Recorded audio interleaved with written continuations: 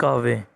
सूफी साधक प्रेम के द्वारा परमात्मा को पाने की बात करते हैं। परमात्मा के लिए परम प्रिय और आत्मा उसे प्रीतम को पाने के लिए व्याकुल रहती है। आत्मा और परमात्मा के बीच के इस प्रेम को व्यक्त करने के लिए सूफी कवि प्रेम की विभिन्न मनोदशा का वर्णन करते हैं। साकी, शराब, मसूक, जुल्फ आदि का प्रयोग इन कवियों ने संकेतित अर्थ में किया है। अधिकांश सूफी कवि मुसलमान धर्म के माने वाले हैं। इसके साथ साथ वह लोग जीवन में गहरी बैठ रखते हैं तथा मनुष्यों के परस्पर संबंध और मनुष्य तथा प्रकृति के संबंध को प्रेम में दिखाना चाहते हैं। मुसलमान तथा भारतीय लोग संस्कृति का अद्भुत समन्वय इनके काव्य का विश्लेषण गुण है। प्रसिद्ध लेखिक प्रेम कथाओं के द्वारा इन्होंने अलौकिक ईश्वर प्रेम का वर्णन किया है। प्रेम कथाओं पर आधारित होने के कारण सूफी काव्य को प्रेम यानक, प्रेम अन्यक काव्य कहा जाता है। इन काव्य कथाओं की भाषा अवधि है। इस्लाम के एक ईश्वरवाद और भारतीय देहांत को मिलाकर इन्होंने अपना चिंतन विकसित किया। काव्य कला की दृष्टि से सूफी काव्य अत्यधिक ज्येष्ठ है। सौंदर्य चित्रण और प्राकृतिक चित्रण के लिए विभिन्न अलंकारों तथा अभिव्यक्तियों का अनूठा और सहज प्रयोग इनके काव्य में प्रमुख विशेषता है। मुल्ला दाऊद सूफी साहित्य के पहले कवि हैं। कई बार ये प्रश्न भी आता है कि सूफी काव्य के पहले कवि कौन थे, तो आपको लिखना है मुल्ला दाऊद सूफी साहित्य के पहले कवि हैं। इनकी प्रसिद्ध रचना चंद्रयान अन्य प्रसिद्ध सूफी कवि और उनके काव्य है कुतुबन, मिगावती, मंझन, मधुमालती, उस्मान चित्रवली जैसी पद्मावली तथा नूर मोहम्मद, अनुराग वासुरी इन कवियों में सबसे अधिक प्रसिद्धि जैसी और उनका पद्मावत अत्यधिक प्रसिद्ध ग्रंथ है। सूफी काव्य की विशेषता। सूफियों ने पर्याय कथा काव्य, प्रबंधन काव्य लिखे हैं। इन्होंने इस्लाम, देहात और भारतीय लोक संस्कृति का सुंदर समावेश किया है। आत्मा परमात्मा के बीच इन्होंने आत्मा को प्रेमी और परमात्मा को प्रेमी का माना है। लेकिन प्रेम कथाओं के माध्यम से इन्होंने अलौकिक ईश्वर प्रेम का वर्णन किया है। इसी कारण इनके काव्य प्रतीकात्मक हैं। इन काव्यों में प्रेम और विशेष विरह की प्रधानता है। विरह वर्णन के लिए इन्होंने पर्याय, बारहमास शैली, 12 महीनों में प्रेमिका या प्रेमी की मनोदशा तथा तड़प का वर्णन का प्रयोग किया है। इसकी भाषा अवधि है। इसकी शैली मानसवी है। मानसवी ऐसे कथा काव्य का प्रतिरूप है जो महाकाव्य के निकट पहुंचता है। सद्गुण काव्य धारा। सद्गुण का अर्थ है गुण साहित्य। यहाँ पर गुण का अर्थ रूप। यह हम जान ही चुके हैं कि ईश्वर के रूप में आकार अवतार में विशेष करने वाली सद्गुण भक्ति कहलाती है। स्पष्ट है कि सद्गुण काव्य धारा में ईश्वर का साकार स्वरूप की लीलाओं का गायन हुआ है।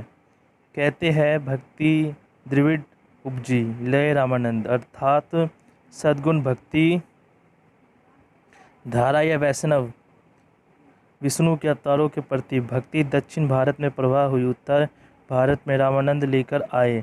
राम को विष्णु के अवतार मानकर उनकी उपासना का परिवर्तन किया। इसी कारण बल्लभा ने कृष्ण और विष्णु के अवतार को मानकर उनकी उपासना का आरंभ किया। इस तरह से राम भक्ति और कृष्ण भक्ति की दो धाराएं चल निकली। राम भक्ति धारा के तुलसीदास तथा कृष्ण भक्ति धारा के सूरदास प्रमुख कवि हैं। सद्गुण भक्ति धारा के कवियों ने भक्ति की 9 विधियाँ नवधा भक्ति बताई। भक्ति के ये 9 विधि या प्रकार हैं। श्रवण, ईश्वर के गुणों का सुनना। कीर्तन, स्वयं ईश्वर का कीर्तन करना। स्मरण, ईश्वर को याद करना। पद सेवन, ईश्वर के चरणों की सेवा करना। आचरण, प्रभु की सेवा सुचता करना। वंदन, पूजा करना। सख्या, साग भाव से निवेदन करना, दास से ईश्वर को स्वामी और स्वयं को उनका दास मानकर उपासना करना। आत्मा निवेदन, अपनी बात विनय पूर्वक कहना। सद्गुण काव्य धारा के कवियों की रचना में इन सब प्रकार की भक्ति का वर्णन हुआ है। सूर की रचनाओं में मुख्यतः साय भाव है। हालांकि वह बल्लमचारे के मुलाकात होने से पहले आत्मा निवेदन और दास्य भाव की रचनाएं करते थे। उन्होंने श्री भागवत गीता के आधार पर कृष्ण लीला का गायन किया। तुलसी के दास्य भाव की प्रधानता राम कथा का आधार ग्रंथ वाल्मीकि रामायण है। सूर और तुलसी ने अपनी दृष्टि, नई शैली तथा रसों के विधान के द्वारा अपने काव्य को विशिष्ट बना दिया। सद्गुण भक्ति धारा काव्य की विशेषता। सद्गुण भक्त कवि जाति पाति में विश्वास नहीं करते थे। उन्होंने अपनी सभी को भक्त का अधिकार माना है। जाति पाति पूछे नहीं कोई, हरि को भजे सो हरि का होए। सद्गुण भक्ति कवियों के आराध्य लीला करते थे, अर्थात ये सर्वज्ञ और शक्तिमान है, फिर भी आम आदमी की तरह चलते फिरते, हंसते बोलते तथा व्यवहार करते हैं। निर्गुण भक्तों की तरह इस धारा के कवियों ने भी गुरु को महत्व दिया। इसके अनुसार ज्ञान से ईश्वर नहीं मिलते। इनकी भक्ति ईश्वर के नाम, गुण, रूप और लीला का स्मरण और वर्णन तथा उसके प्रति समर्पण भाव से प्रकट होती है। इसके काव्य में नवधा भक्ति को आधार बनाया गया। इन्होंने भगवान के पालन करने वाले रूप की ओर अधिक ध्यान दिया। मुख्यतः इन सब के अपने आराध्य का गुण कीर्तन किया। राम भक्ति काव्यधारा। राम भक्ति शाखा के कवियों ने राम को विष्णु का अवतार मानकर उन्हें ही अपने काव्य का विषय बनाया। राम कथा का आधार ग्रंथ वाल्मीकि रचित रामायण है। हिंदी में राम भक्ति के प्रवर्तक रामानंद है। तुलसीदास राम भक्ति के सबसे बड़े कवि हैं। 16वीं शताब्दी में उन्होंने रामचरितमानस की रचना अवधी भाषा में की। ये हिंदी का अन्यतम महाकाव्य है। यह काव्य ग्रंथ लोकप्रियता के साथ साथ आदर और सम्मान का भी पात्र बना। रामचरितमानस की चौपाई और दोहे जनता के हृदय में बसे तथा प्राण की तरह उपयुक्त किए जाते हैं। तुलसी ने राम संबंधी ग्रंथ ब्रज भाषा में भी रचे, जैसे गीतावली, कवितावली, विनय पत्रिका आदि। तुलसी के अतिरिक्त स्वामी अग्रदास ने राम ध्यान मंजरी की रचना की। नाभादास ने राम संबंधित फुटकर पद रचे। इसके बाद प्राणचंद चौहान ने रामायण महानाटक का, हृदय राम ने हलुनष्टक लिखा। राम भक्ति धारा के काव्य की विशेषता। राम काव्य में राम को विष्णु का अवतार माना गया है। इस धारा के काव्य के मुख्य विषय मर्यादा पुरुषोत्तम राम। तुलसीदास का रामचरितमानस इस धारा का विश्व प्रसिद्ध ग्रंथ है। रामचरितमानस के राम के मर्यादा पूर्ण स्वयं का चित्रण हुआ है। इस धारा की भक्ति शास्त्रीय न होकर लोक व्यवहार पर आधारित है। राम कथा प्रमुख रूप से प्रबंधनात्मक कथनात्मक काव्य है। प्रमुख राम काव्य अवधि में रचित है, यद्यपि ब्रज भाषा में भी रचनाएं प्राप्त होती है। राम काव्य प्रायः सभी काव्य शैलियों में रचे गए हैं। मुख्यतः दोहा चौपाई में यह काव्य रचा गया है। इसके अलावा कवित्र, साव्या आदि छंदों का प्रयोग भी हुआ है। कृष्ण भक्ति काव्यधारा। कृष्ण भक्ति कवि कृष्ण को विष्णु का अवतार मानते हैं। अंत कृष्ण भक्ति भी वैष्णव भक्ति का अंग है। राम काव्य में राम के मर्यादा पुरुषोत्तम आदर्श रूप का चित्रण हुआ है, जबकि कृष्ण काव्य में कृष्ण के लोग रजक रूप को ध्यान में रखकर उनकी मनमोहिनी लीलाओं का वर्णन किया गया है।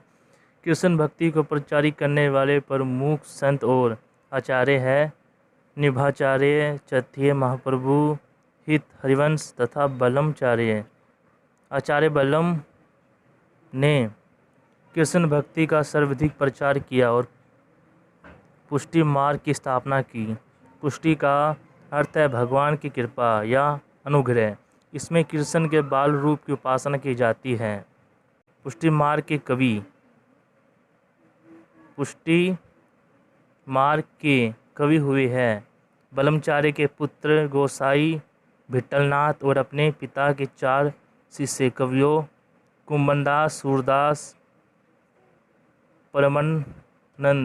परमानंद दास और कृष्णदास तथा अपने शिष्यों में से 4 कवियों नंददास, गोविंद स्वामी, छित स्वामी और चतुर्दश को मिलाकर पुष्टि मार्गी भक्त कवियों का एक वर्ग तैयार किया है जिसे अष्टछाप के नाम से जाना जाता है। इन 8 कवियों के अतिरिक्त मीरा और रसखान आदि ऐसे प्रमुख कवि हैं जिसका संबंध किसी संप्रदाय से नहीं था। सूर ने कृष्ण की लीलाओं से संबंधित लाखों पद लिखे जिसका संकलन सूर सागर के नाम से प्रसिद्ध है। सूर जैसे अन्य भक्त है वैसे ही उत्कृष्ट कवि कृष्ण के बाल लीला का अत्यधिक मनमोहिनी चित्रण ने किया है। सूर के पदों की भाषा ब्रज है। कृष्ण भक्ति कवियों में बाल लीला के अतिरिक्त सौंदर्य का भी अत्यधिक हृदयस्पर्शी चित्रण किया है। सद्गुण काव्य की परंपरा में कृष्ण भक्ति का काव्य अत्यधिक महत्वपूर्ण है और यह धारा लंबे समय तक प्रवाहमान रही है। कृष्ण भक्ति काव्य की प्रमुख विशेषता, इस धारा के कवियों ने कृष्ण को विष्णु अवतार मानकर उनकी लीलाओं का वर्णन किया है। इसकी काव्य रचना का मूल आधार श्री भागवत गीता है। इस काव्य में मुख्य कृष्ण के लोकरचक रूप का वर्णन किया है। इसकी भक्ति शाखा भाव की अर्थात इन्होंने कृष्ण के साथ शाखा भाव प्रदर्शित किया है। मीरा ने कृष्ण को अपना पिता माना है, इसे दाम्पत्य भाव कहते हैं। मुख्यतः कृष्ण की बाल लीला और गोपियों के विरह का अत्यधिक मनमोहिनी वर्णन किया गया है। सूर के वात्सल्य भाव का वर्णन तो अद्वितीय है। वात्सल्य मधुर और भाव शाखा भाव की अत्यधिक सुंदर और सजीव अभिव्यक्ति कृष्ण काव्य में हुई है। कृष्ण काव्य की भाषा अत्यधिक सरस ब्रज है। ये काव्य मुक्त पदों के रूप में रचित है, इसलिए यह अत्यधिक गिरे है। सव्या, धनसाई आदि छंदों का सुंदर प्रयोग हुआ है। रीतिकाल से अभिप्राय, हमने देखा है कि भक्ति काल की हिंदी कविता का मुख्य उद्देश्य ईश्वर भक्ति था। संतों, सूफियों और सगुण भक्त कवियों ने अपने अपने ढंग से ईश्वर की आराधना की। एक तो यह है कि भक्तिकालीन कवियों में लोक सुख के बजाय जीवन के प्रति संघर्ष का भाव था। दूसरा यह है कि काल के छोटे बड़े राजाओं रजवाड़ों को फिर से अपना राज्य मिल गया। दिल्ली में मुगल शासन स्थापित हो चुका था। इस काल के कवि प्रायः किसी न किसी राज दरबार से जुड़े थे। दरबारों के कवि या अन्य कवि भी अपने आश्रयदाताओं को प्रसन्न करने के लिए प्रेम और श्रृंगार का चित्रण करने के साथ साथ अलंकार, नायिका भेद, छंद, रस आदि के शास्त्रीय विवेचक संबंधी ग्रंथ या इन्हीं विषयों पर अधिकारित मुक्तों की रचना करने लगे। काव्य की इस शास्त्रीय प्रवृत्ति को रीति कहा जाता है। विशिष्ट पद रचना रीति है। काव्य रचना की यह प्रवृत्ति सन 1650 से 1850 तक प्रमुख बनी रही। इसलिए इस प्रवृत्ति को रीति प्रवृत्ति, इस काल को रीतिकाल और इस समय के साहित्य को रीतिकालीन साहित्य कहते हैं। श्रृंगार की अधिकता होने के कारण इस काल को श्रृंगार काल भी कहा गया है। चूँकि श्रृंगार वर्णन भी एक निश्चित रीति में ही लिया गया है, अंत इसे रीति काल कहना ही उचित है। इस प्रवृत्ति के अतिरिक्त कुछ कवि ऐसे भी हैं जिन्होंने इस परिपेटी से अलग काव्य रचना की। ऐसे कवियों को रीतिमुक्त कवि कहा जाता है। रीतिकालीन युग और परिस्थितियाँ। हम पहले पढ़ चुके हैं कि दौर में मुगल साम्राज्य के गौरव का स्थान विलासीलता, सहज सजा, सूरा सुंदरी, नाच गान, खुशाबंद और पाखंड ने ले लिया था। फलस्वरूप बड़े बड़े संवतों और जमींदारों में इसी विलासीलता, शान शौकत और दरबार सजाने की प्रवृत्ति बढ़ गई। काव्य चर्चा भी इन राजाओं के लिए मनोरंजन का एक और साधन थी। इनके दरबारों में कवियों कलाकारों के इसी कारण सम्मान मिलता था। दरबारी कवि भी हर तरह से अपने आशयदाता को रिझाने पसंद करने का प्रयत्न करते थे और उनके वीरता, उदारता तथा उनके पूर्वजों का गुणगान बढ़ा चढ़ाकर करते थे। फल यह निकला कि भक्ति काल के आध्यात्मिक साधन और लोक जीवन से जुड़े वाले सरल मार्ग से भटक कर कविता आश्रयदाता राजाओं की चाटुकारिता और नायक नायिका के चटपटे श्रृंगार वर्णन में उलझकर रह गए। इस युग में कवि के लिए प्रमुख विषय थी नारी, किंतु ध्यान नारी के तन पर था, उसके मन को पढ़ने का अवकाश न था। रीतिकालीन कवियों के वर्णन के मुख्य विषय नायिका भेद, निक सिख वर्णन, नारी के पाँव से सर तक के अंग प्रत्यंग का श्रृंगारिक वर्णन रहे। यहाँ श्रृंगार का प्रतिपादन ही मुख्य है। यद्यपि रीतिकालीन कवियों ने भक्ति और नीतिपरक काव्य भी रचा, परंतु वह गौण है। पर हाँ, एक विशेषता है, रीतिकालीन काव्य जड़ाऊ है, खूब चमक दमक भरा, चमत्कारपूर्ण। रीति काव्य की प्रमुख प्रवृत्तियाँ। श्रृंगारिकता। रीतिकाल की प्रमुख प्रवृत्ति श्रृंगारिकता। कृष्ण भक्ति कवियों की प्रेम वाणी, रसिक भावनाओं, निर्गुण संत कवियों की कोमल प्रेम व्यंजना तथा अलौकिक प्रेम के द्वारा अलौकिक प्रेम को समझाने वाली सूफी कवियों की प्रेम कथाओं ने रीतिकालीन कवियों के लिए श्रृंगार वर्णन का द्वार पहले ही खोल दिया था। इस काल के कवियों ने दरबारी वातावरण की रसिकता के अनुरूप उसे ढाल घोक परक श्रृंगार चित्रण में अपना कौशल दिखाया। अलंकारिकता।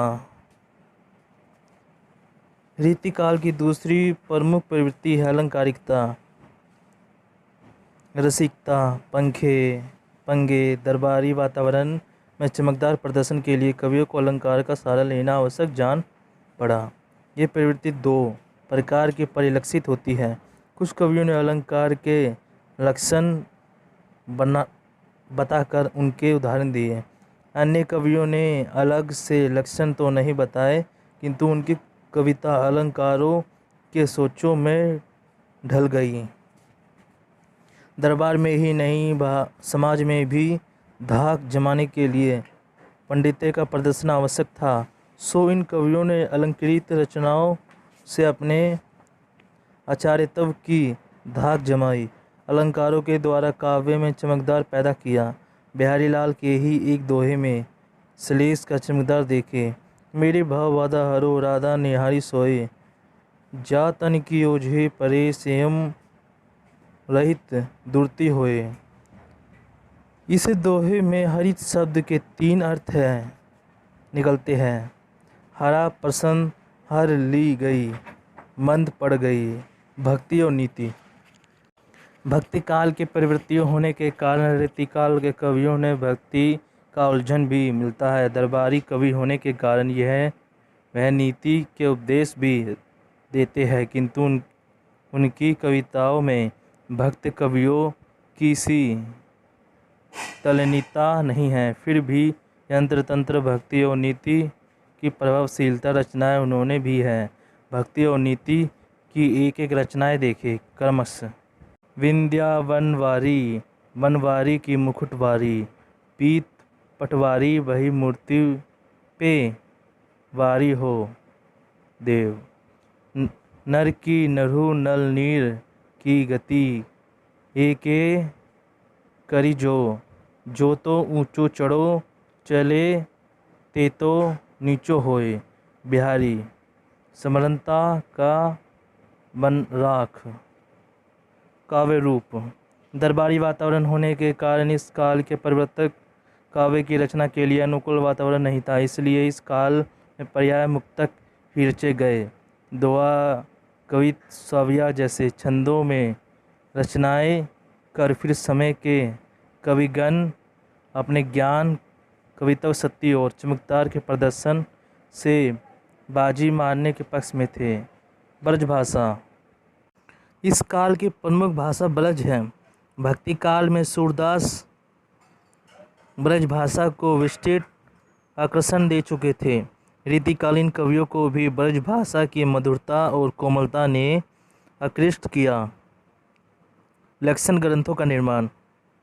अब जान चुके हैं कि दरबार में अपने पंडिती की थाक जमाने के लिए रीतिकाल के कवियों ने आचार्य कर्म भी निभाया और लक्षण ग्रंथों की रचना की। हालांकि इन्होंने काव्यशास्त्र के क्षेत्र में कोई मौलिकता नहीं अपनाई और संस्कृत के काव्यशास्त्री को ही एक प्रकार से पुनः प्रस्तुत कर दिया।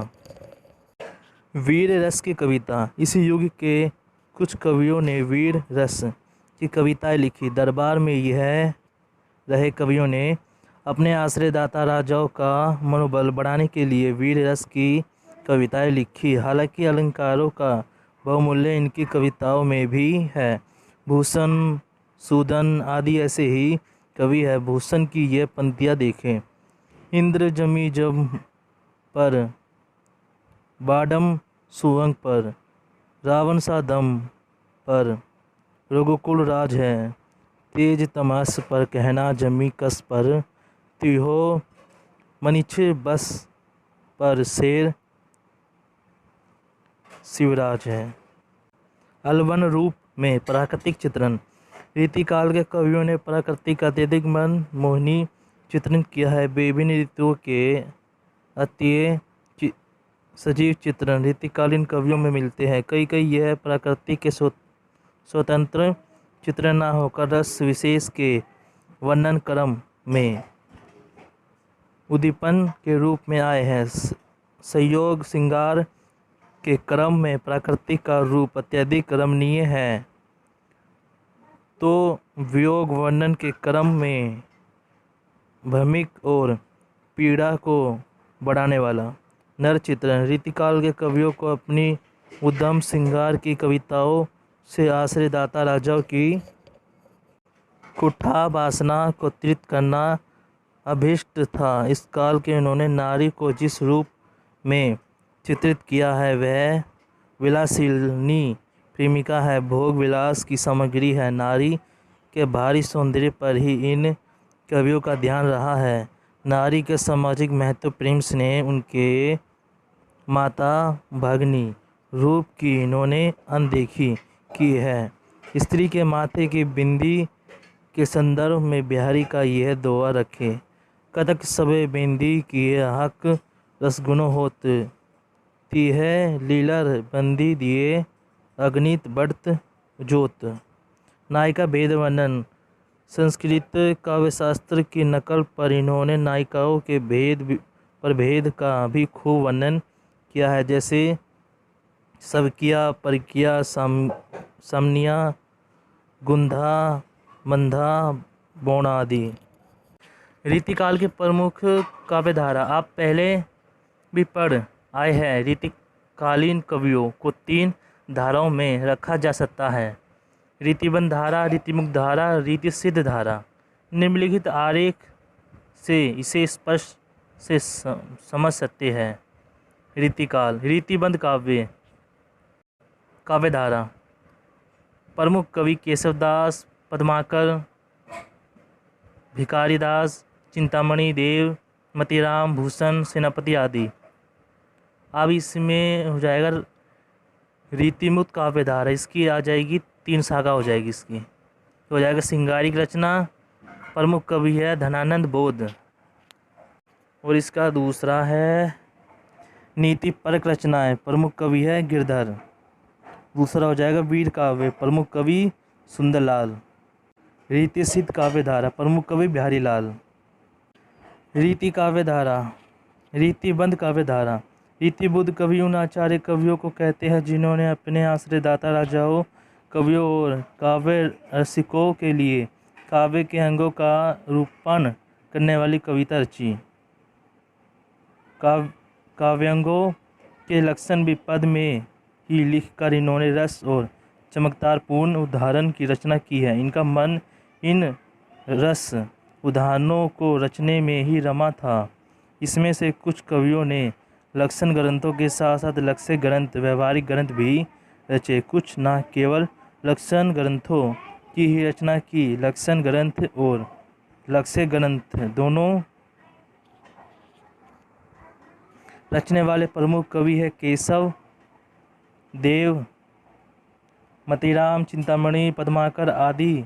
केवल लक्ष्य ग्रंथ लिखने वाले कवियों में प्रमुख है श्रीपति आदि।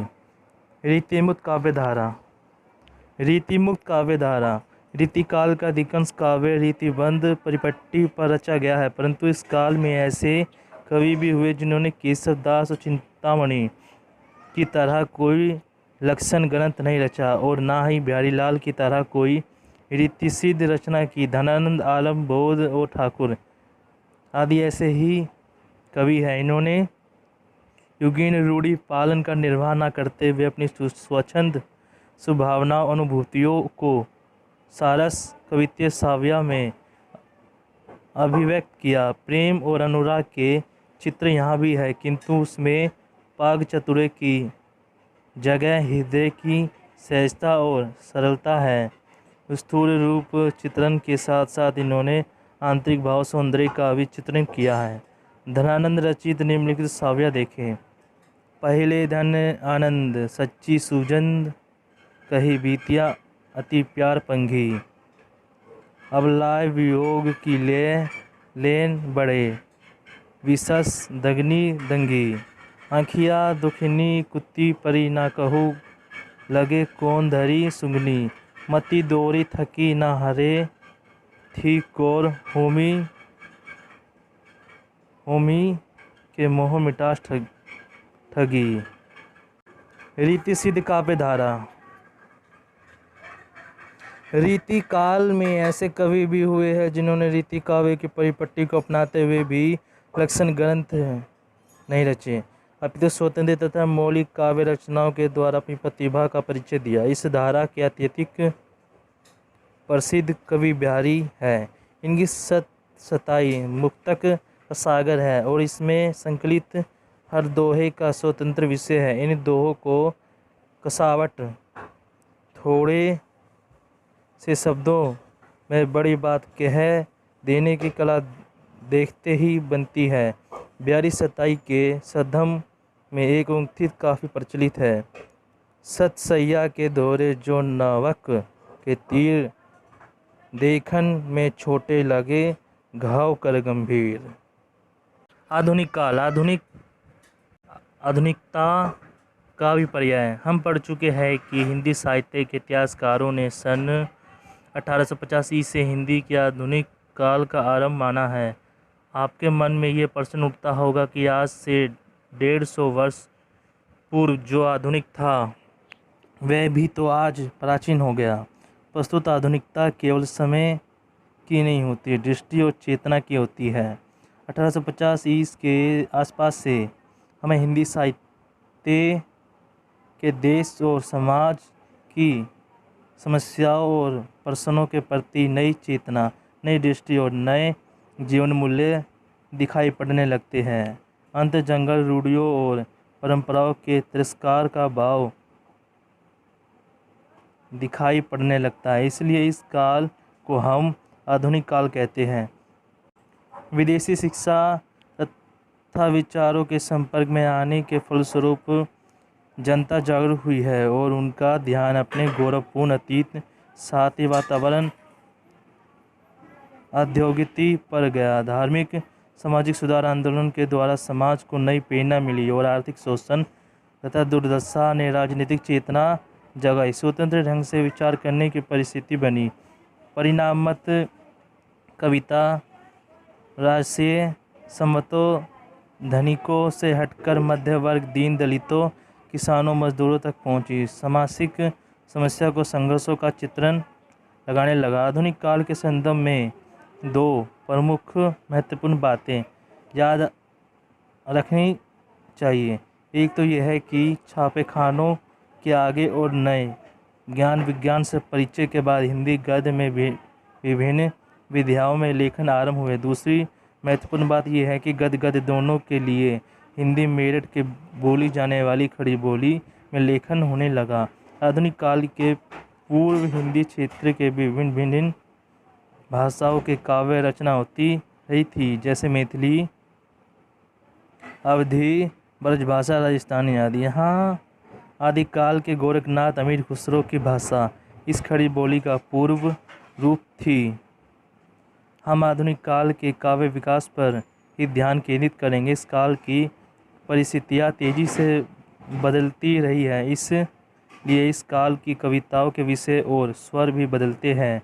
150 वर्ष से भी लंबे आधुनिक काल के आरंभ में के कई सौ वर्ष तक को हम समय के ऐसे महत्वपूर्ण साहित्य सेविया के नाम से याद रखते हैं, जिन्होंने हिंदी के विकास से मूल्यवान योगदान दिया। बाद में काव्य शिल्प, काव्य चेतना और काव्य विषयों को ध्यान में रखकर उन काव्य दलनों के नाम से उन कालखंडों को जाने लगा। आधुनिक काल के काव्य विकास को हम भागेंद्र युग, त्रिवेदी युग, छाया राष्ट्रीय सांस्कृतिक काव्य, प्रगतिवाद, प्रयोगवाद, नई कविता तथा समकालीन कविता के उप शीर्षक में बांटकर देखते हैं। आधुनिक काल: भागेंद्र युग, त्रिवेदी युग, छाया युग, प्रकृतिवाद, राष्ट्रीय संस्कृति काल, प्रयोगवाद, नई कविता, समकालीन कविता। आइए क्रमशः इसके हम परिचित हो ले तथा इस काल के प्रतिनिधि कवियों के बारे में जानकारी प्राप्त करें।